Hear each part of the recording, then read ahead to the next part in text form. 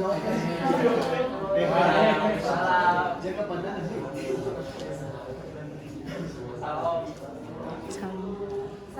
warahmatullahi wabarakatuh. Waalaikumsalam warahmatullahi wabarakatuh. Sebelum memulai pelajaran, kita berdoa dulu ya. Kayaknya siapa? Salman, oke.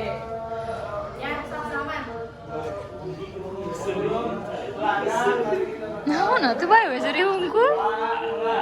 bari salam. Waalaikumsalam warahmatullahi wabarakatuh. Sebelum kita mulai, sebelumnya ada yang nggak masuk? Masuk semua, Bu. Masuk, Mas? Ya, betul.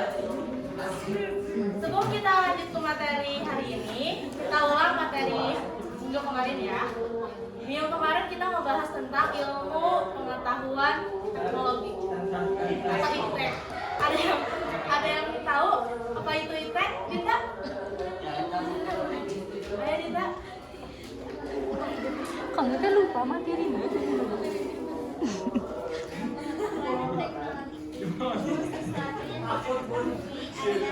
Bisa membuat sesuatu yang dengan pengetahuan itu. Ya, benar. Kan kita bakal lanjut ke materi selanjutnya, yaitu amar ma'ruf nahi munkar. Ada yang tahu apa itu amar ma'ruf nahi munkar? Nah, apa itu nih, Bro? Apa itu amar ma'ruf nahi munkar? Amar ma'ruf itu melakukan kebaikan dan mencegah itu menjauhi segala larangan. Ya, amar ma'ruf nahi munkar itu memerintahkan suatu kebajikan dan melarang sebuah perbuatan yang keji. Allah Subhanahu wa taala memerintahkan tugas ini kepada Nabi Muhammad SAW. Kepada seluruh nabi SAW. Nah, jika Allah tidak memberikan tugas ini, maka tidak akan ada kenabian. Maka amar ma'ruf nahi munkar ini adalah suatu yang wajib bagi seluruh umat Islam, yaitu memerintahkan kebaikan dan melarang sebuah keburukan. Ada hadis yang mewajibkan tentang amar ma'ruf nahi munkar. Semuanya ikutin ya, ikutin ibu ya. Bismillahirrahmanirrahim. Bismillahirrahmanirrahim. Faqala Abu Sa'id. Amma hadza. Ya. Faqad qada. Ma alaihi. Sami'tu Rasulullah sallallahu alaihi wasallam yaqulu.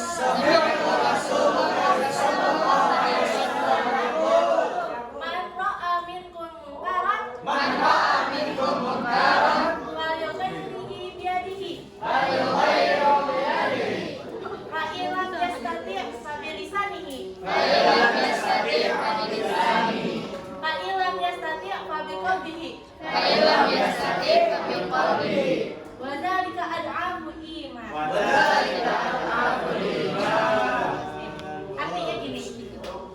Berkata Abu Sa'id radhiyallahu anhu, bahwasanya beliau mendengar Rasulullah sallallahu alaihi wasallam bersabda, barang siapa yang melihat kemungkaran, maka hendaklah ia melarang kemungkaran itu dengan tangannya.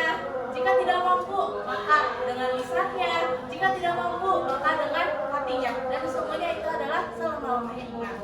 Hadis ini menerangkan tentang kewajiban kita terhadap amar ma'ruf nahi munkar, yaitu memerintahkan kebaikan dan melarang keburukan. Nah, Rasulullah SAW memerintahkan jika kita melihat kemungkaran di depan mata kita, maka kita harus melarangnya dengan tangan kita. Tangan di sini disebut dengan kekuasaan. Contohnya, misalkan Salman ketua kelas melihat Ningrum sebagai bendahara, dia ngambil uang. Kamu lihat secara langsung, itu Ningrum ngambil uang nih. Terus kamu bilang, Ningrum nanti uangnya mending disimpan ke yang lain aja ya. Jika apa kamu jangan ngambil uang, itu ada sebuah kemungkaran. Karena di sini sama sebagai ketua kelas, maka sama mengganti bendaharanya. Nah, itu ada sebuah kekuasaan.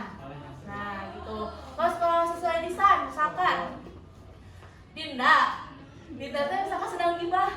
Nah, ada iri lagi lewat. Dinda, gibah itu adalah sebuah kemungkaran. Jangan dari hati. Kalau dari hati, misalkan misalkan ini tuh nggak berani ngasih tahu Ipal kalau misalkan Ipal tuh lagi main slot. Nah, takut. Zeus. Jadi itu nggak berani. Jadi ini berdoa dalam hati, ya Allah bahwasannya apa yang dilakukan Ipal itu adalah sebuah kemungkaran. Maka ya Allah semoga Ipal sadar ada sebuah kemungkaran. Lanjut ya. Ini ada ayat yang menegaskan tentang kewajiban amar ma'ruf. Masuk ke artinya aja. Dan hendaklah di antara kamu ada segolongan orang yang menyuruh kepada kebajikan dan menyuruh berbuat yang ma'ruf dan mencegah kemungkaran, dan mereka itulah orang-orang yang beruntung. Ayat ini menjelaskan tentang kewajiban kita sebagai umat muslim untuk beramal ma'ruf nahi munkar. Keutamaan yang kita dapat itu bahwasannya dari sebaik-baiknya makhluk itu yang selalu diingatkan ke dalam kebaikan dan melarang kepada keburukan. Lanjut ya. Kenapa? Ya. Ada kayaknya nggak iya bel. Nih, yang selanjutnya itu ada etika beramal ma'ruf nahi munkar.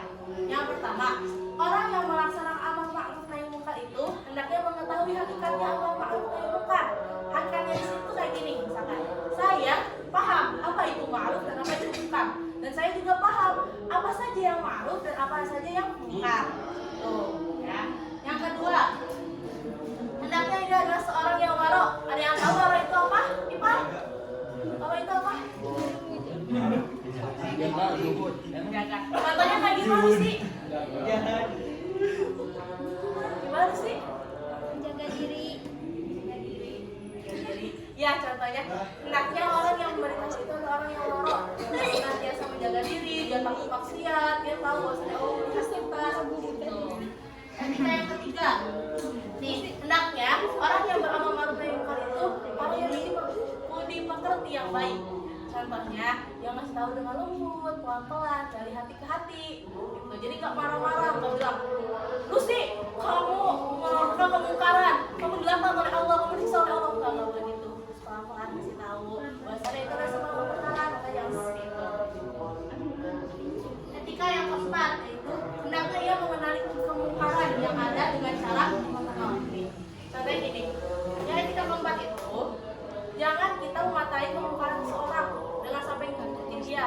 Misalkan, Naila ngikutin Bingung, kayaknya nih Bingung mau melakukan kemungkaran nih, saya ikutin sampai ke rumahnya, saya ngintip di rumahnya, buat lihat kalau bahasanya Bingung itu melakukan kemungkaran, itu tidak boleh. Sebab kita sudah disebutkan, belum tentu dia melakukan kemungkaran. Etika yang kelima, itu sebelum memberitakan orang yang melakukan kemungkaran, tapi kita memberitahu dulu. Misalkan takutnya, misalkan Aisyah, aku tuh nggak tahu kalau gibah itu ada sebuah kemungkaran, kata Aisyah. Nah, kita harus ngasih tahu dulu, Aisyah, gibah itu adalah sebuah kemungkaran. Nah, yang ma'rufnya itu kita harus berkata yang baik-baik kepada teman kita, kayak gitu. Nah, kalau yang ke-6 dan ke-7 itu untuk menyuruh seperti yang tadi Ibu jelaskan ya di hadis ya.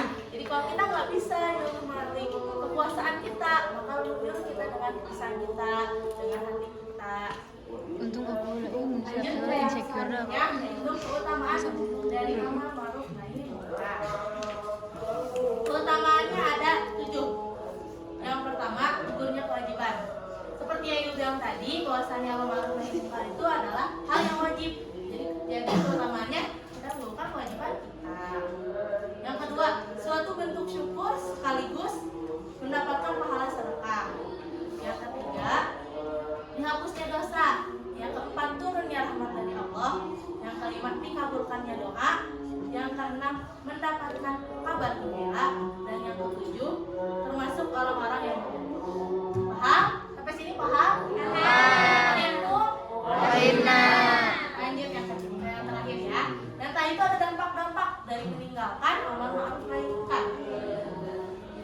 Dampak pertama, timbulnya kerusakan di muka bumi. Kalau manusia udah nggak saling mengingatkan lagi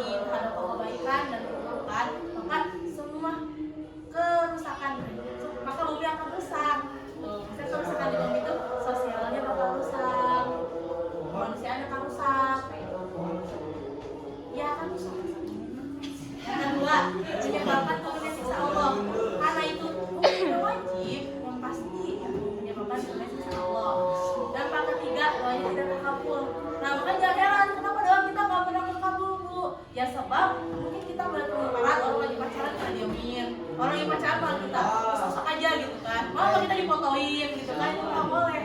Yang keempat, mendapatkan laknat dari Itu Allah. nggak boleh Pinky itu teh. Iya, berat kan ya? Yang keempat, mendapatkan laknat dari Allah. Yang kelima, jatuh dalam kebinasaan dan membuat hati menjadi sakit bukan mati. Jadi orang yang kalau udah nggak peduli sama keburukan atau kebaikan, dia yang udah biasa menganggap kayak udah nggak apa-apa, itu udah hal biasa dan itu hal biasa. Kayak gitu maka hatinya akan mati. Jadi dia nggak akan bisa masuk ke rahmat dari Allah tuh. Dan yang kelima, dikuasai oleh musuh Islam. Nah, sebelum menutup materi, ibu minta ada satu orang yang berani nyebutin contoh amal ma'ruf nahi munkar. Ya, putra satu, putri satu. Hadiah. Ya, Contoh. satu contoh. Ya.